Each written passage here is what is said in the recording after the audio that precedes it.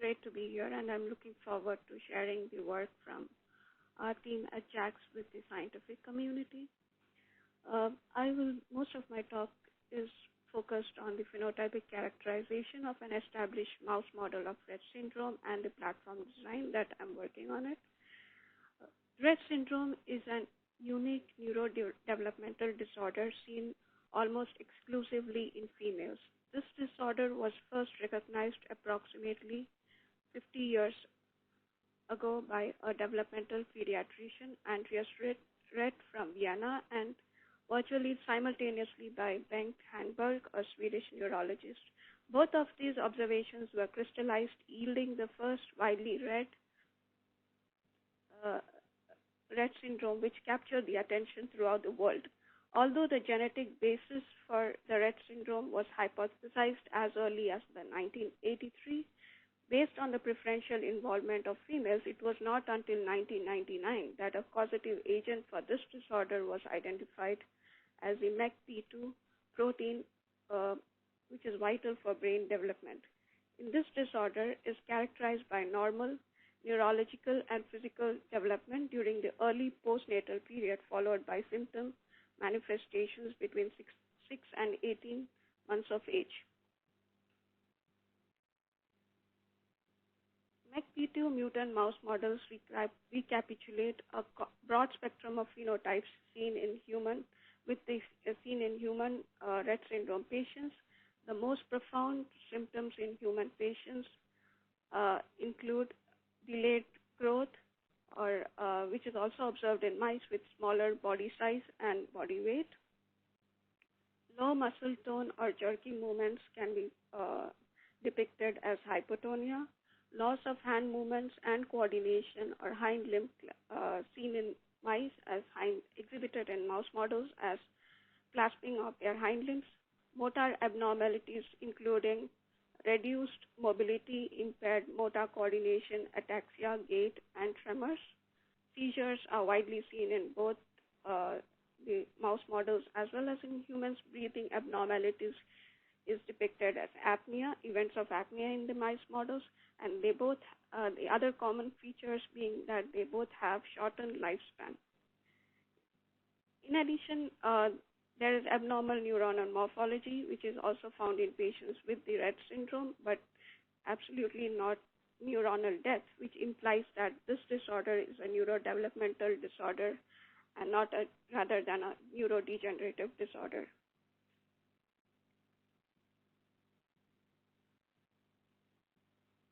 Here, for my presentation, I am providing an example for the most well-known mouse model, which was first introduced by Adrian Bird, called as the MECP2 bird mouse line, which is an X-linked mutation wherein the MECP2 deficient mice are either the MECP2 homozygous females or the MECP2 hemizygous males, which completely lack the MECP2 protein product.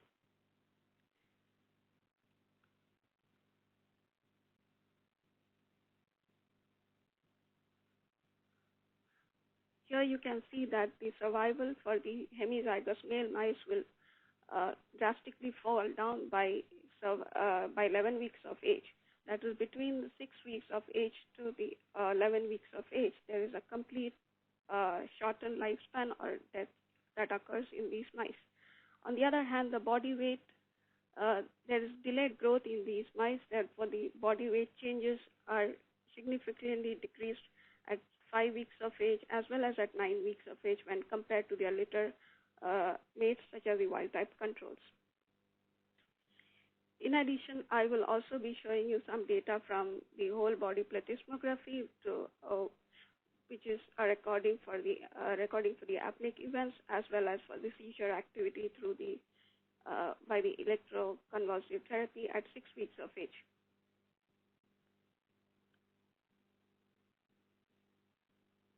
Whole body plethysmography is a precise, non-invasive, quantitative way to measure the respiratory function in mice without the use of anesthesia or restraint.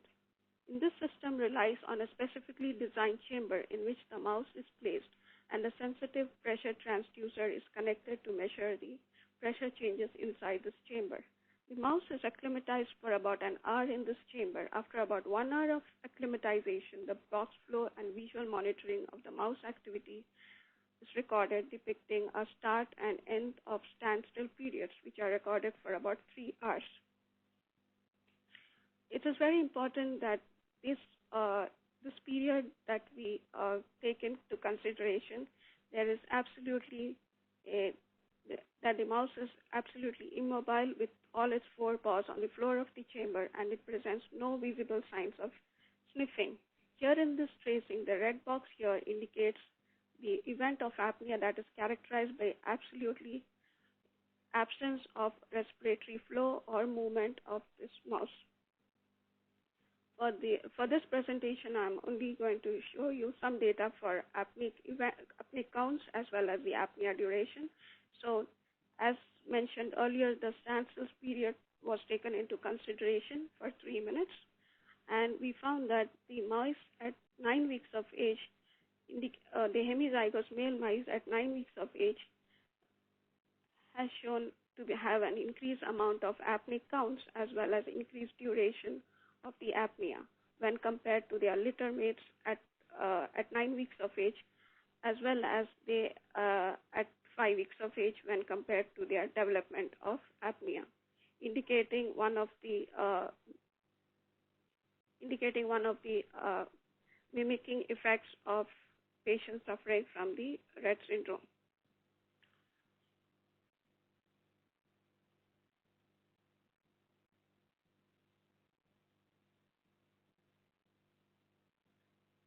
In addition, we could also evaluate the seizure activity in these mice. Seizure activity is generally evaluated using the ECT method. In this procedure, an electric shock is administered to induce seizures as a phenotypic screen. The most reliable route is through the eye by using corneal electrodes with a drop of saline that contains about 0.5% of tetracaine as a topical anesthetic to maintain the contact. The amount of the seizure activity is scored with the standard seizure scale ranging from about 0 through the most, which is being the most mildest form, to 5, which is the most severe form of the seizure.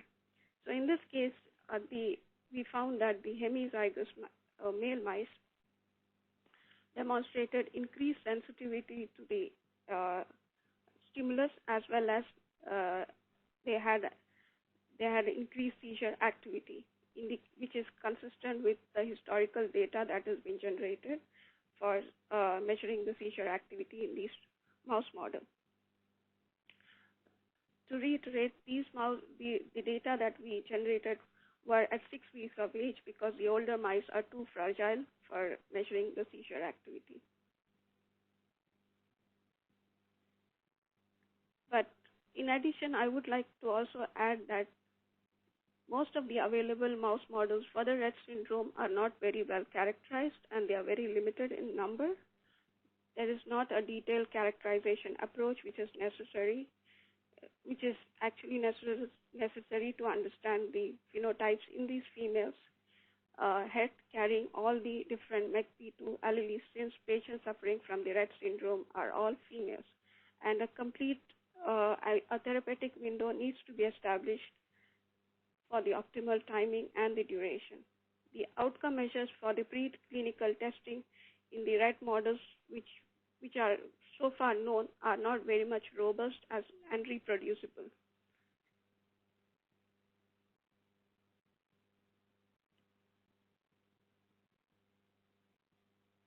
And in order to develop this robust and reproducible platform at JAX, we considered the following parameters. One of them being the body weight, which would depict the delayed growth, and the body weight will be monitored weekly once at 3 weeks of age. Bird score, which is a simple observational test first introduced by Adrian Bird to monitor the specific features of the Rett-like mouse phenotypes for inertia, gait, hind limb clasping, tremors, irregular breathing, and poor or general conditions. Each of these symptoms will be scored weekly as presence indicating as absent or present or severe with a score of 0, 1, and 2 respectively. the whole body plethysmography to evaluate the events of apnea, Rott, which is a classic method to assess the motor coordination, balance, and motor learning in the mice. The hanging wire is another test used to evaluate the motor function. The open field test, which is a simple sensory motor test to evaluate the general activity levels, gross locomotor activity, and exploration habits in the rodents, and the electroconvulsive therapy to evaluate the seizure activity.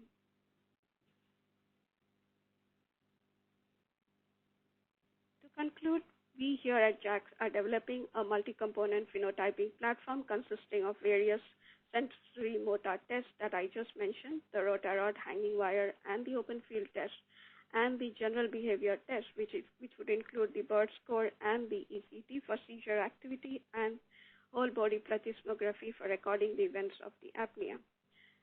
Despite the face validity of the null mouse models, they do not always represent the human cases molecularly, since many of the Rett patients carry missense mutations that result in a less efficient or unstable MECP2 protein rather than a complete loss of it.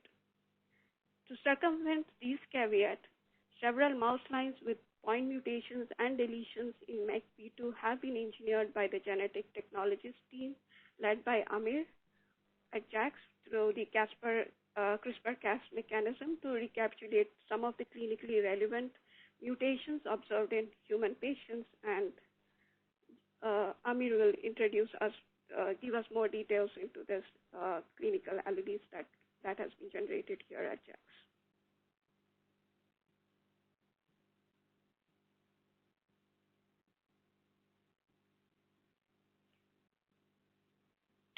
So thank you for that, Deepti. And hello everybody. Thank you for participating in the call and allowing us to discuss some of our progress that we've made. What I want to focus on in my section is describing some of the new CRISPR-Cas9 preclinical models that we are in the process of generating, some of which we've completed, that will go back into Deepti's phenotyping platform, so that for the first time we're going to be able to really standardize the phenotypic characterization of mice that carry different preclinical mutations. In order to do that, we're going to take a little bit of a journey through the gene and the protein to kind of understand some of the context in which these preclinical models will be made. And as Deepti already alluded to, MECP2 encodes a methyl CpG binding protein 2, and as such, it's a member of a large family of DNA binding proteins. We know that interaction with DNA and the MECP2 protein occurs via 5-methyl cytosine residues that are positioned within CpG islands, and this would suggest, and there's evidence indicating this, that MECP2 plays an important role in the regulation of genetic imprinting and is part of the epigenome. We can also know from the literature that MECP2 binding can promote both down and up regulation of expression of adjacent genes. And so it doesn't necessarily function just as a transcriptional repressor, which is what it was originally considered to be, but there is evidence that it can modify and increase expression of adjacent genes. And as such, MECP2 is a multi-domain protein with 2 nuclear localization regions, one which is canonical and one which is not. It also has a transcription repressor domain, a methyl cytosine binding domain, and a C-terminal domain, or sometimes called the WW domain, which is involved in protein-protein interactions.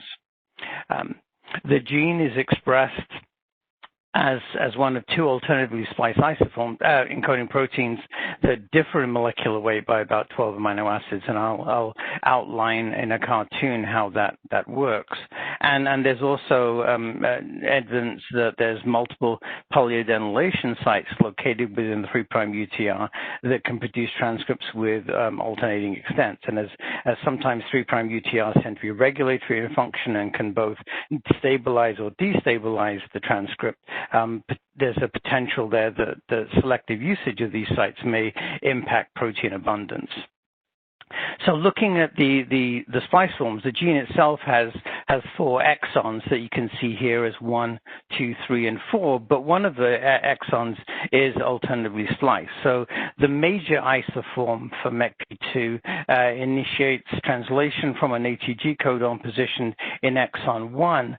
Exon 2 is skipped, and splicing occurs from 1 into 3 and then into 4. And this produces a protein of 498 amino acids, this N-terminal domain, the methylcytosine binding domain, this intervening domain, transcriptional repressor domain, and the C-terminal domain, the WW domain. And there's some evidence that this domain itself can be split into the alpha and beta subdomains. There is a transcript which is also expressed at somewhat lower levels in which exon 1 start codon is not utilized, but there is a initiation codon utilized within exon 2, and exon 2 splices into 3 and 4, and this would produce a protein which is 12 amino acids smaller than the full-length protein, and it would only differ in this N-terminal domain. So these are the sequences here in blue, which are unique to each of the 2 isoforms. What is shared are the methylcytosine binding domain and everything downstream, because most of those are encoded by exons 3 and 4. Important thing to remember is that many of the mutations which have been identified within the clinical populations tend to occur within exons 3 and 4. And so it's really uncertain with respect to what these minor isoform does with respect to the biology of Rett syndrome. And I've also indicated here the 2 regions which encode DNAs that were responsible for trafficking of the protein into the nucleus. The distal nuclear localization signal here is canonical in nature, and this one is not. It seems to be, it can function somewhat independently of this one as well. So I wanted to cover a little bit about the models which are currently available in the lab. And Deepti discussed and presented data on what is the most commonly utilized model within our in vivo pharmacology group, and that is the exon 3/4 deletion strain here, listed here. And it's a gene-deficient model, but as many of the preclinical mutations are also nonsense mutations, it can be eluded as a preclinical model for where the protein is absent. And I've grouped them in this Venn diagram by what are the more classical missense and nonsense mutant alleles, which are identified here, and they are separated based on whether they have a downstream reporter element associated with them, or whether they're just generated as straight knocking mutations. In some cases, some of these have a conditional aspect to them, and we also have different types of reporter constructs, as well as reporter models in this group here, where we can have both wild type and mutant MECP2 proteins that are hooked up to essentially equivalent reporters. And we have a number of different transgenic models as well, and these are all publicly available through the lab.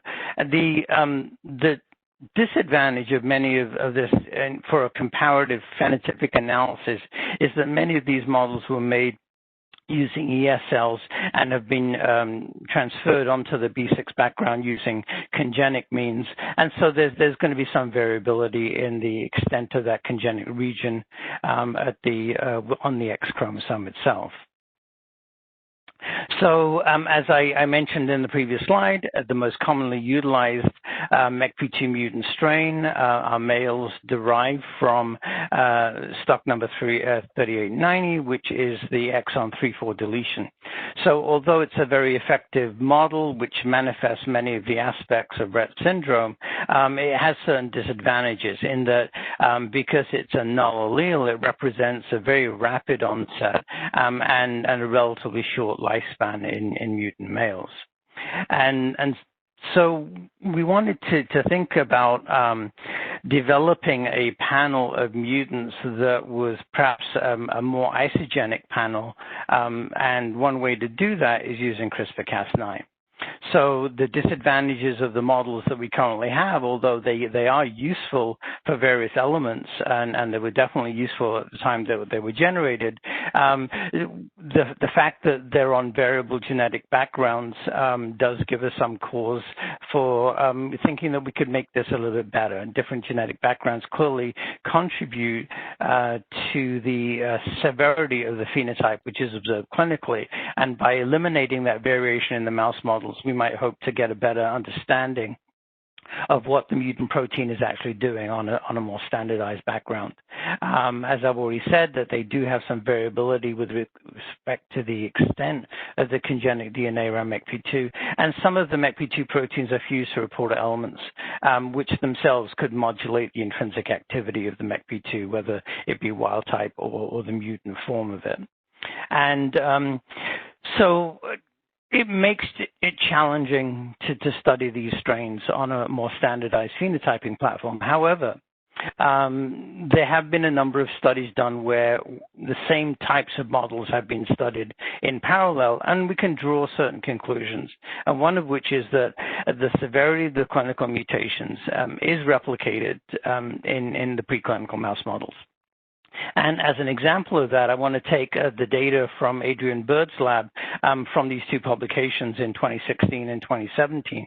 And this is a clinical data set which shows the relative severity of the Rett syndrome phenotype in patients that carry the T158M mutation, the R306C, and the R133C.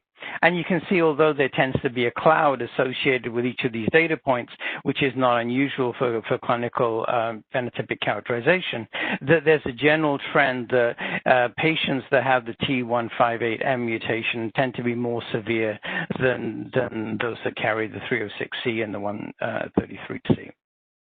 So looking at a group of animal strains that all have the same GFP reporter attached to them, and essentially looking at the equivalent Bird score, the phenotypic severity score, you can see that mice that carry the T158M mutation do have an onset around 4 weeks of age with a very rapid progression.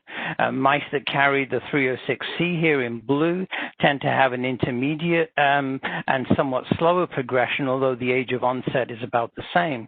And even further, mice that carry the R133C mutation have the slowest accelerated form of the disease. There seems to be a certain perhaps plateauing that might occur around about 30 weeks of age, even though the age of onset is pretty much the same.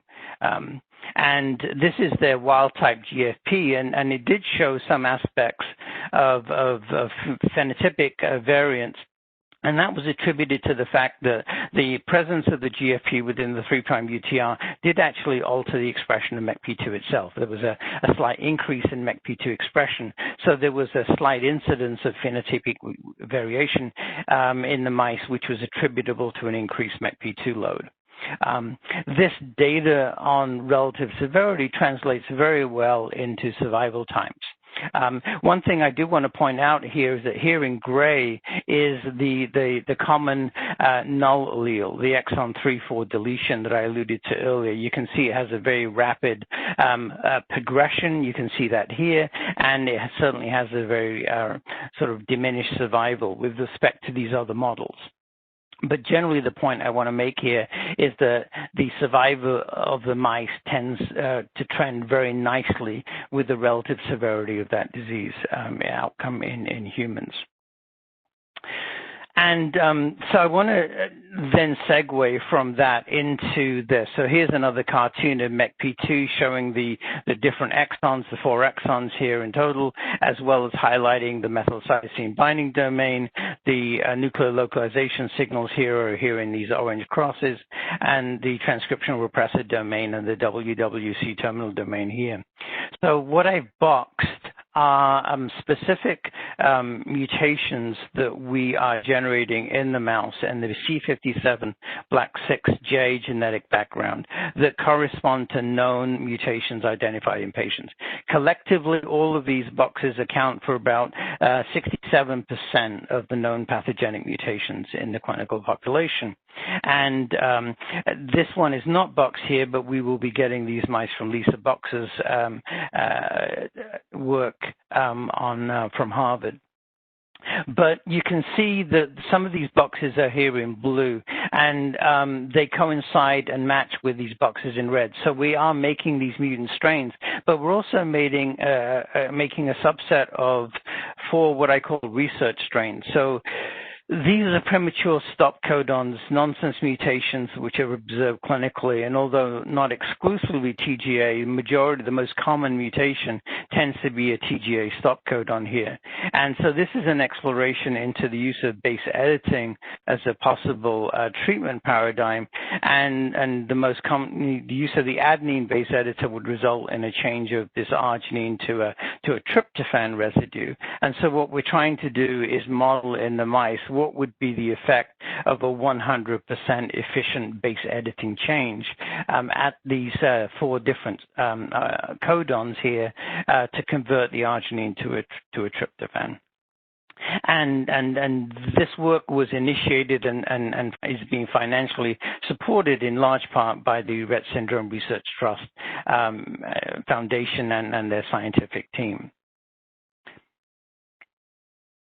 So in conclusion, I hope I've demonstrated the fact that we're making at least 9 MEC mutants which correspond to preclinical disease. They are CRISPR-Cas9 generated, so all of the 9 plus the 4 research strains are all going to be isogenic, and therefore they represent a really good allelic series to move over to a standardized phenotyping platform where we can examine the relative severity of the disease, the sub-phenotypes associated with each of the alleles, as well as explore some of the issues of cognitive awareness in the mice, how that changes over time, and also look at females as well, which have been less well studied in mice, primarily because random X inactivation results in a somewhat mosaicism within the mice with regards to whether or not you have the wild type X chromosome or the mutant X chromosome being expressed.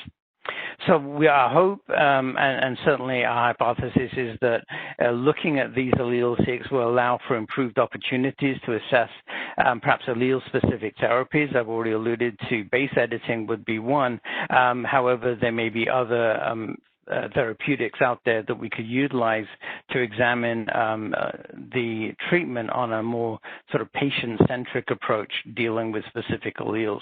And of course, these mutations, we can continue to generate additional ones. And certainly, I think that being able to generate additional research models around MECP2 would be a very useful endeavor.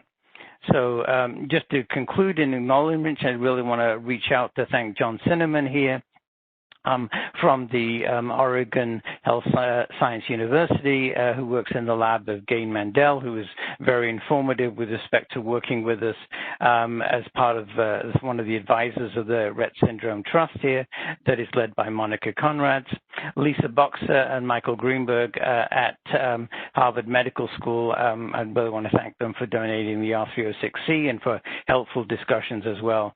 Many of the models that we have in the repository that carry MECP2 mutations were developed in the lab of Sir Adrian Bird and donated by him, and really want to thank him for really getting that out to us, making these strains available to us at JAX, and in turn using the repository to make them available to the community at large. And our goal is to make all of these new preclinical models that we're making available to the community as well.